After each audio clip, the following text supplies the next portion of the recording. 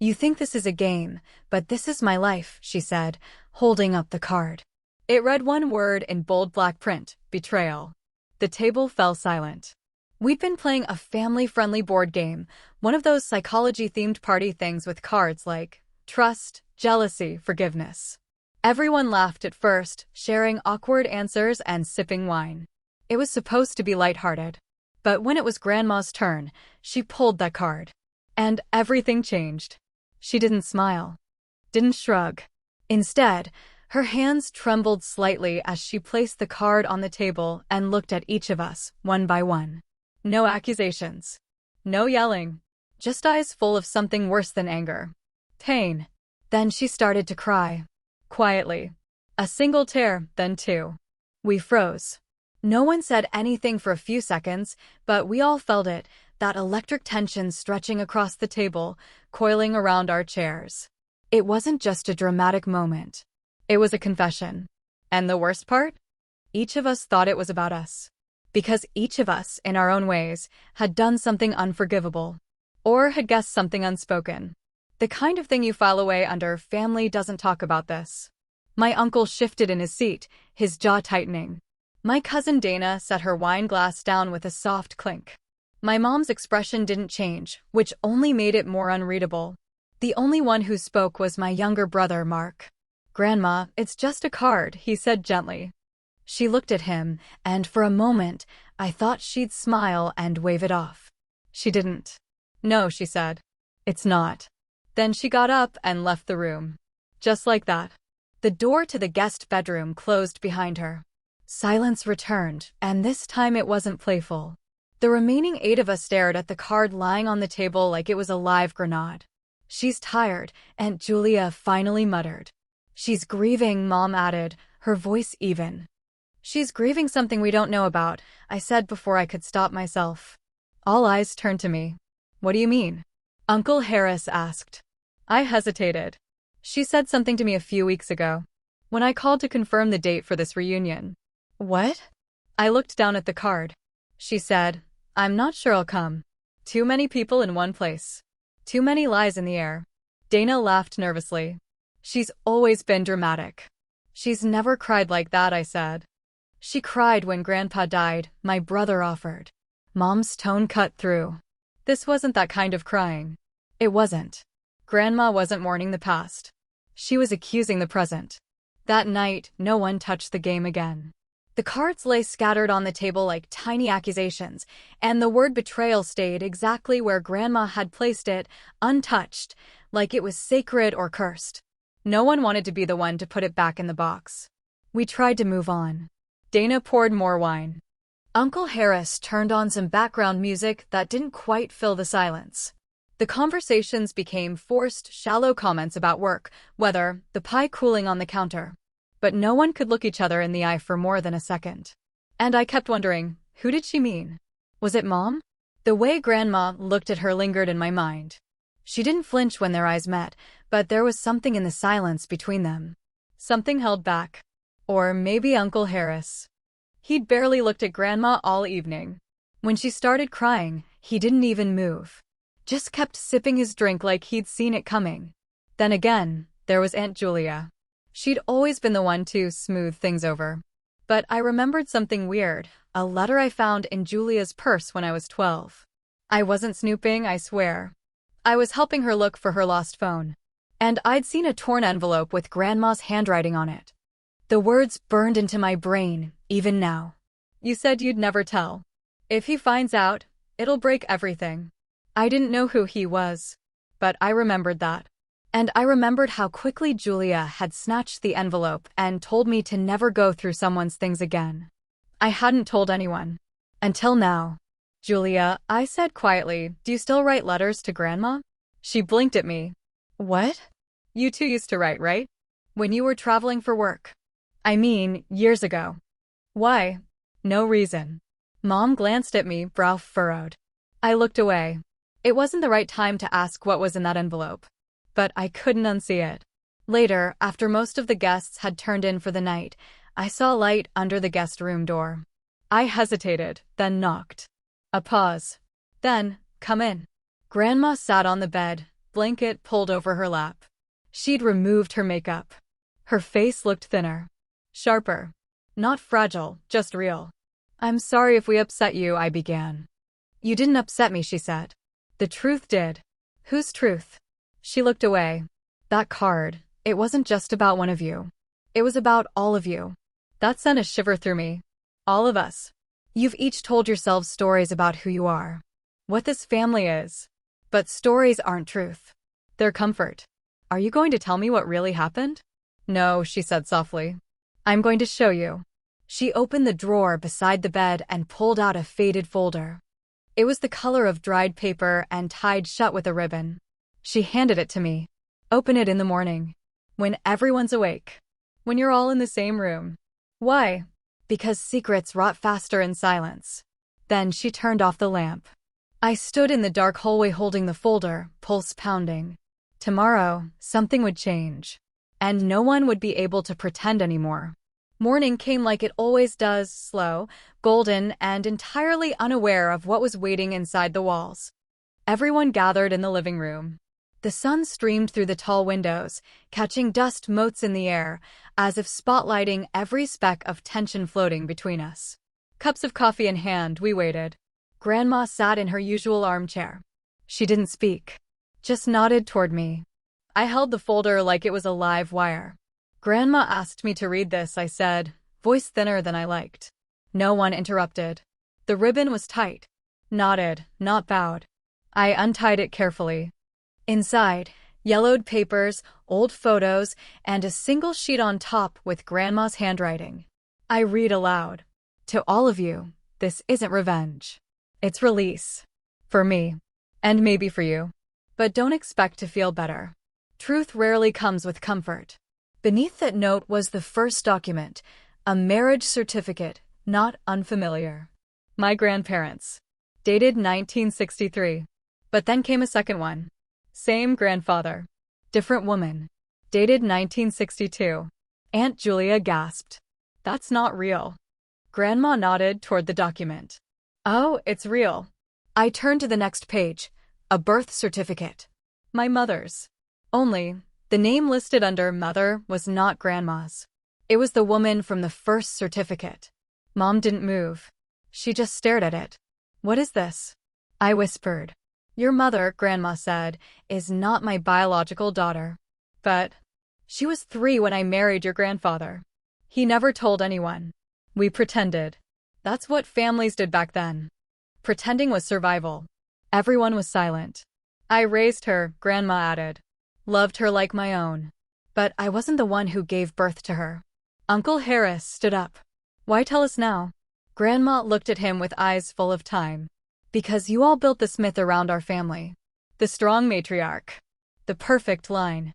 And it was all lies. Beautiful, curated lies." Dana whispered, "Does that mean we're not even related?" "To me," Grandma said. "Some of you. Not all." She looked at each of us. "But blood isn't the point. It never was. The point is every one of you built something on silence. And silence is unstable." Aunt Julia folded her arms. "Is this really the time to dig up the past?" Grandma smiled sadly. "The past is already dug up. I just stopped pretending to bury it."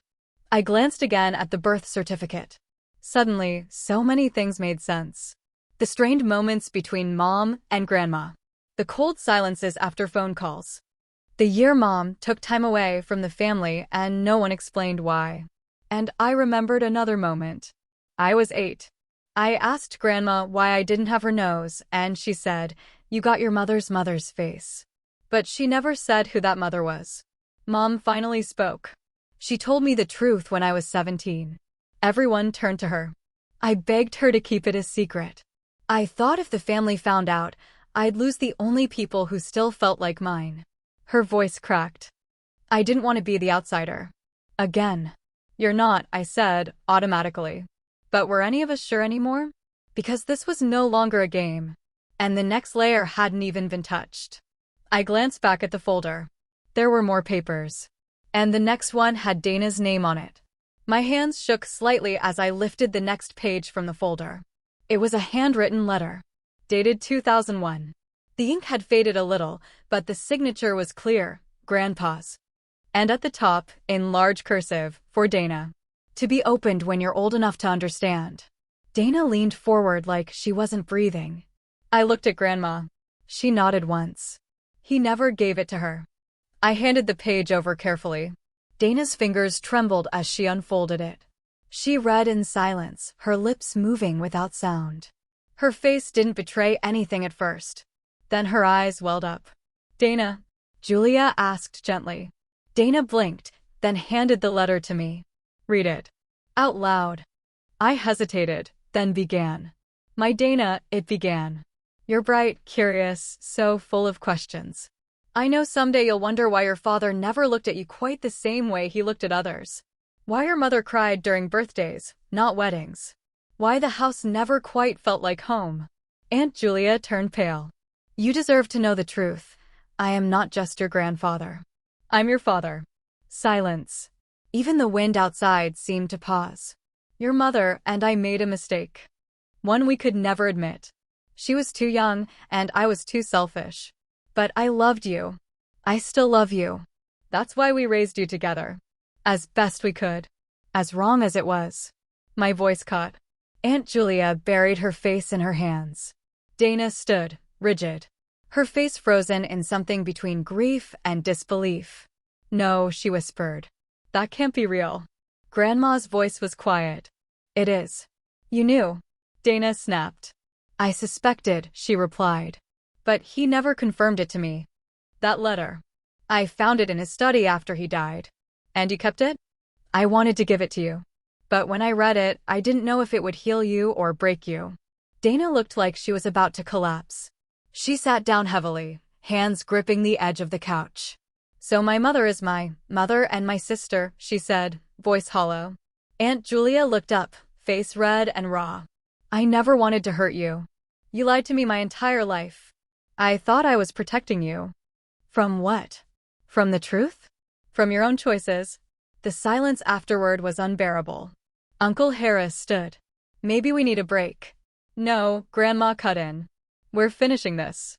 Her voice was stronger now, like she'd shed years in minutes. "We've lived under this illusion of perfect unity for too long. This family is built on things no one talks about. Today, that ends." I looked down at the folder again. Only a few pages remained. One was blank, or seemed to be, until I turned it over. And found my name. I stared at the paper. My name was printed neatly in block letters at the top. Emily Harper. No date. No letter. Just one sentence. Handwritten. Crooked. Rushed. "You were never supposed to know." The room around me faded. Not literally, no magical tricks of the eye, but emotionally. Like everything went quiet behind glass. My pulse thundered in my ears. "What is this?" I said aloud. Grandma didn't answer right away. She just looked at me, not with fear or guilt, but something far worse. "Pity." "I didn't know that was in there," she said, her voice tight. "But what does it mean?" "Let me see it," Mom said, standing suddenly. She took the paper, scanned it, then froze. "Mom?" I asked. Her face went blank. She sat back down without saying a word. "Mom." She looked up at me slowly. "You were adopted." The words hit like a punch. "What?" "You were adopted," she repeated, softer now. "Privately. Quietly. We never told anyone. Not even the family." My vision blurred. "You mean I'm not your daughter?" "No." "You are my daughter," she said quickly, tears filling her eyes. "But not by blood. We got you when you were 3 days old." The room began spinning. "You never told me?" "We wanted to. But then, every year it got harder. And you were perfect. And we were afraid that if we told you, it would feel like a rejection." "But it's worse now," I said. "Because it feels like a lie." Mom nodded slowly. I stood up. "Does anyone else know?" Grandma cleared her throat. "I suspected. You didn't have your mother's features. And the paperwork came fast. Too fast. But I never asked." Uncle Harris and Dana just stared at me, like they didn't recognize me anymore. "Do you know who my biological parents are?" I asked. Mom hesitated. "I never looked. I told myself you were mine. That was enough." but now it's not enough. She looked at me with shattered eyes. I know. I sat back down, heart pounding. So now I wasn't just the outsider, I was a stranger. Even to myself. The room was unraveling faster than any of us could process. First, Mom wasn't Grandma's daughter. Then Dana wasn't just a niece, but also something else entirely. And now I wasn't even a Harper by blood. This family reunion had become a forensic excavation. And the body on the table was the truth. Then Grandma spoke again. There's one more paper, she said. Her voice was steady now. Cold. Like she'd burned through all emotion and arrived at steel. I reached for it. It was folded tightly 3 times over. The edges were torn. This one wasn't meant for the folder. It had been hidden. I unfolded it slowly. Typed. Legal. A paternity test. Dated only 5 years ago. The father, Harris Harper. The child, Mark Harper. I blinked. But, Mark is your son, I said to Mom. She nodded. And Uncle Harris didn't deny it. Mark stood up slowly, eyes darting between Mom and Uncle Harris. What does that mean? He asked, voice cracking. What does that test mean? No one spoke. Not right away. I watched the moment Mom opened her mouth and then closed it again. Like she was hoping someone else would say it first. Like if she didn't speak it aloud, maybe it wouldn't become real. Uncle Harris exhaled, rubbed his hands over his face, and said the thing that shattered the last layer of pretending. I'm your father, Mark. The silence was instant and absolute. Like the house itself was holding its breath. No, Mark said. That's not, no. Mom? She stood, walking toward him, hand out like she could touch the words back into silence. I was going to tell you someday. When? He barked. On my wedding day? My deathbed. She flinched. It was a mistake, she whispered. It wasn't a mistake, Harris said. It was an affair. Grandma didn't flinch this time. Her voice was razor-sharp. With your own brother's wife. Everyone looked at her. Don't look surprised, she snapped. You thought I didn't know? You left evidence everywhere. You two were never subtle. I just stayed silent because I was tired. Mark looked at both of them, shaking his head like if he moved hard enough, he could shake the truth out of his ears. I thought I was just the quiet one, he muttered. The boring youngest son. Turns out I was the secret. Mom tried to reach for him again, but he stepped back. I felt like I was watching a dam break. Aunt Julia's voice cut in then, bitter. So what, Harris?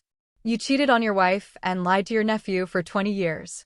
Don't pretend you're clean, Harris growled. We all have rot in this family. Dana stood suddenly, voice sharp. That's enough. Everyone turned to her. She was shaking not with fear, but control. The kind that holds back a scream. Grandma gave us this folder because she wanted the secrets out, Dana said. But none of you are asking the real question. What question? I asked. She turned to Grandma. Why no? The room fell quiet again. Grandma stood slowly from her chair, steady and composed. Because I'm dying, she said. A beat. Then 3 people spoke at once. What? No. When did you? Grandma held up a hand. I have 6 months. Maybe less. The words didn't even echo. They sat. Heavy. Unmovable. I didn't want to go with this much poison left in the air, she continued. I wanted you all to see yourselves.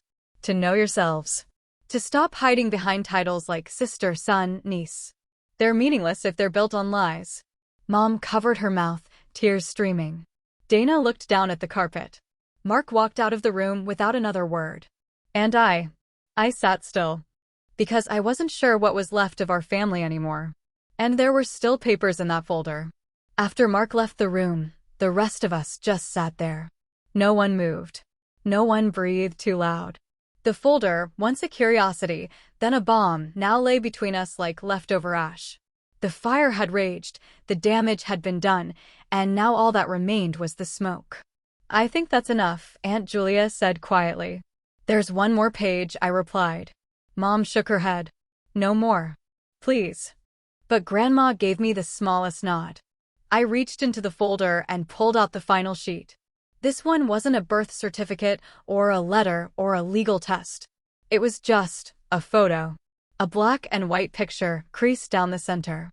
Someone had folded it long ago, tucked it into a drawer, probably hoping it'd be forgotten. In the image, 4 people stood outside what looked like our family's old lake house. A man I didn't recognize. Grandma. A little girl. And me. I blinked. No, not me. Someone who looked exactly like me. Same age. Same hair. Same eyes. But the year on the back said, 1991. I wasn't born until 1994. What is this? I asked, holding the photo up. Grandma took it, studied it for a moment, then passed it to Mom. She was your sister, Grandma said. What? Mom stared at the photo. She was your twin, she whispered. No, I wasn't a twin. I stopped. I had always had that dream. A dream where I was playing in the yard, then suddenly looking at myself across the fence. As a kid, it never made sense. I always thought it was some strange imaginary friend. Her name was Caroline, Grandma continued. She died when she was 3. And you never told me? I said. We were told not to. You were too young. And after that, well, it just never seemed like the right time. She died how? I asked. Grandma hesitated. There was an accident. At the lake. But I've been to that lake house. There's nothing there. It was sold after that. Your grandfather couldn't live with the memory. My hands trembled. So I'm not adopted? I asked Mom again. No, she said softly. You're mine. But you were one of 2. The weight of it all collapsed on my shoulders. A sister I never knew. A reflection I'd never recognize again. A name I never spoke. Why wasn't she in any family photos? We removed them, Grandma said. It was too painful. But she existed, I said. She lived. Mom nodded, crying now. She did. And I understood then. This wasn't just about secrets. It was about erasure. About how families sometimes bury not just truth, but people. Entire lives. So much of this could have been avoided, Dana said bitterly. If we just talked to each other. No, Grandma corrected. It would have been worse. Because we weren't ready. You can only hold a truth once you've earned the weight of it. The words stung. But I couldn't argue. The photo lay in my lap now. Caroline, my ghost twin, stared up at me. A version of me that never got a chance to become anything. We weren't haunted by ghosts in this house. We were haunted by versions of ourselves we pretended never existed. Dinner was silent. No one said much, and those who tried ended up retreating mid-sentence. The sounds of forks scraping plates felt louder than ever. Even Mark had returned, eventually, but he didn't touch his food. Just sat there, staring out the window as if waiting for something to appear and save us from ourselves. I looked around the table. Julia, red-eyed, sat beside Dana, who hadn't spoken since the morning. Mom kept refilling her glass of wine. Harris didn't touch his. Grandma, still and sharp-eyed, watched everything. Then, finally, she set down her fork and cleared her throat. I'm not asking you to forgive, she said. Or even to understand. But I am asking you to stop pretending you don't feel anything. We all looked at her. No more, I'm fine. No more polite lies. We have one night left together. Use it. Mark was the first to speak. You said you're dying, he said. Is that true? Grandma nodded. Pancreatic. Stage 4. His jaw clenched. You've known for how long? For months. And you didn't call us? What would you have done? Sent flowers? Come visit for a day and gone back to your distractions? I didn't want sympathy. I wanted truth. And this, she tapped the folder, still sitting on the sideboard, was the only way to get it. Dana finally spoke. I don't know who I am anymore. No one does, Grandma said. That's the point. I was someone yesterday. You were a version of yourself yesterday. Today's different. Mom reached across the table, placing a hand over mine. I'm sorry, she whispered. I should have told you. About Caroline. About the adoption. I was afraid. I get it, I said. But now I have to decide what to do with all of it. You do. Dana looked up. Are we even a family anymore? We all froze. Because that was the question. Grandma didn't answer. Instead, she stood and walked over to the fireplace. From behind a row of framed photos, all carefully curated, she pulled something from the wall. A photo. one none of us had ever seen. In it, everyone. The whole family. Years ago. At the lake house. And in the middle, two identical toddlers. Caroline and me. It had been there the whole time, hidden. I kept it, Grandma said. Because I couldn't let her be erased completely. She passed it to me. I held it, studying my sister's face, my own face, and felt something shift inside. A slow, unfamiliar warmth. Not joy. Not comfort. Just recognition. She would have loved you, Grandma said. She was always protective. Bossy. Smart. The kind of kid who shared her dessert and told on herself for stealing cookies. Like me. I whispered. No, she smiled sadly. Better. The room exhaled. Laughter, small, cautious, returned. Just for a second. And then Mark said, "Can I ask the last question?" Grandma nodded. "Is there anything else?" he asked. "Anything you haven't told us?" She didn't answer. Not with words. She walked over to the fireplace again and opened the drawer beneath the mantel. From inside, she pulled a manila envelope. No label. No name.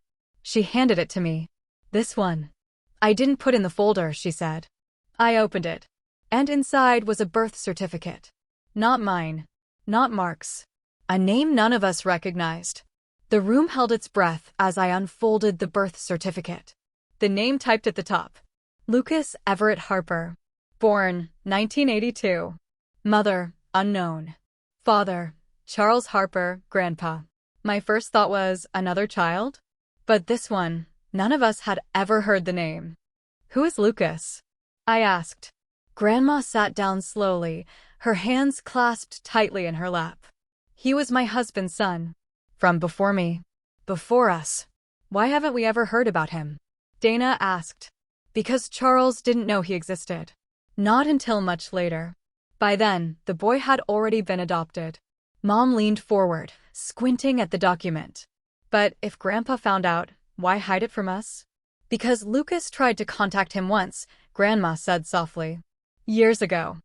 When your grandfather was already sick. What happened? Mark asked. He wrote a letter. Asked for nothing. Said he just wanted to know who he was. Where he came from. Charles never wrote back. Silence. He showed me the letter. Read it once. Then burned it in the fireplace. Why? I asked. Because he said, I already failed one child. I won't fail again by giving false hope. He was talking about your mother, Grandma added, looking at Mom. Lucas never reached out again? No. But I did. You could hear a pin drop. I found him. After Charles died. I tracked him down. Met him at a cafe. He looked so much like your grandfather, it made my hands shake. Did he want anything? Grandma shook her head. He said he'd spent his life building a story about a father he never met. He didn't want money. Or a place at our table. Just truth. Where is he now? I asked. She looked at me. He's outside. We all turned to the window. A man stood near the edge of the driveway. Early 40s. Dark coat. Hands in pockets. Watching the house like it held something sacred and forbidden. He came today? Mark asked. I invited him, Grandma said. Why? Because I wanted him to see what truth looks like, even if it's broken. Even if it's ugly. Is he coming in? Dana asked. No, Grandma said. That's his choice. And as if on cue, the man turned. And walked away. No fanfare. No knock. Just distance. We all watched until he disappeared down the road. I told him everything, Grandma said. About you. About the game. About the folder. He said, thank you for not lying to me too. That's when I realized what this all was. Not just a confession. A reckoning. Years of unspoken truths, pushed into daylight because silence had become unbearable. I looked around the room. At the mother who wasn't born into this family. At the cousin who was also a daughter. At the uncle who had fathered a child in secret. At the grandmother who'd carried all of it, silently, and chose her final months not for comfort, but for clarity. And at me, the girl who thought she knew where she came from. We all thought we knew. Grandma rose slowly. I'm tired, she said. But not just from the illness. She walked toward the hallway, pausing only once. When I die, Don't build a clean story about me. Don't leave anything out. Tell it all. Even the parts that make you uncomfortable. Especially those. Then she was gone. That night, no one played games. We sat at the same table, surrounded by cards we never dared to pick up again. But we didn't need to. Because the word betrayal had already been played. And every one of us had placed it on the table.